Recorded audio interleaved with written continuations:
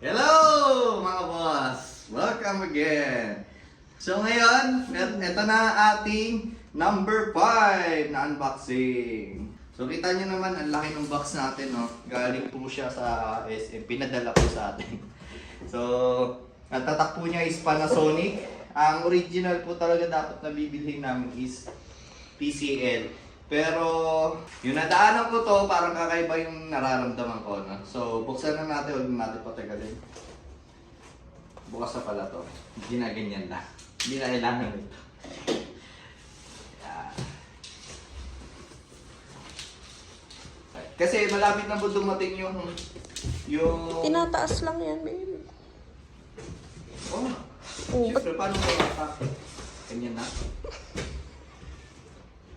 kailangan pa rin. Hindi. Kaya ako siya binuksan kasi nainitan ako. So, atake na natin. I-check ko yung bigat. Bago baka may ilang bago atake.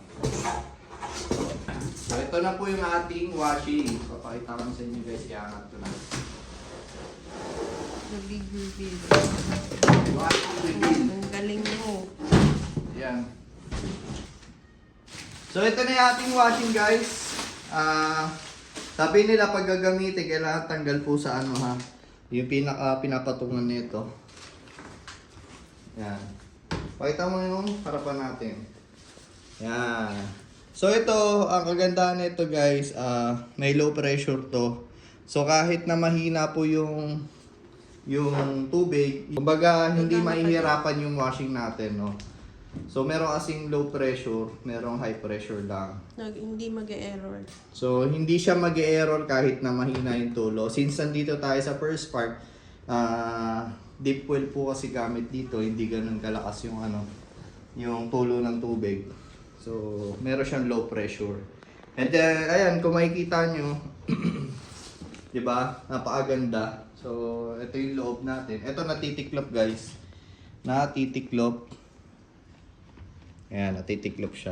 Tapos, ito po yung loob natin, mga boss. Ayan. So, ito yung manual. Yung hose natin. Yung hose natin. Ito puti, dito po yung sinasaksak, guys. Sa washing. Dito lang po siya, parang ini-screw lang, guys. Sobrang dali lang ikabit. Tapos, yon, ito naman kabila is para sa gripo. So yung bibilin yung gripo, yung merong nguso talaga na kakapitan nitong hose natin. So 3/4 size ang size nito, sabi ni Kuya SM. Kuyang SM. Ayan. Ayan. Tapos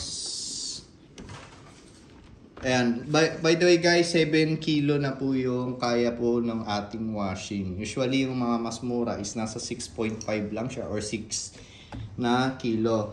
So ito medyo mas mataas ng konti, nasa 7 kilo. And then yung presyo nito, nabili lang namin ng almost 13,000. Almost 13,000. Ayan po siya. Tapos ito po yung para sa pag-drain po ng tubig. So alam niyo na yan guys, bakit sinasabi ko pa, alam niyo na yan.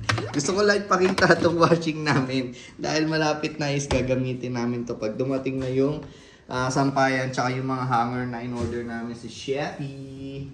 So yan. So ang ganda niya guys, no? Puti. Saktong-sakto sa design namin, team puti, team kahoy, pero may black siya. Aesthetic. Aesthetic po kanyang itsura. Tapos guys, ito pa pala bago ko makalimutan. So guys, dito yung natin, lalagay yung bleach liquid detergent. Tapos meron pa isang butas dito, makikita yung pag umikot. Pinaandar kasi ito alam ko eh. So dito naman yung downy. Magkaiba sila, magkaiwalay. No. Yan.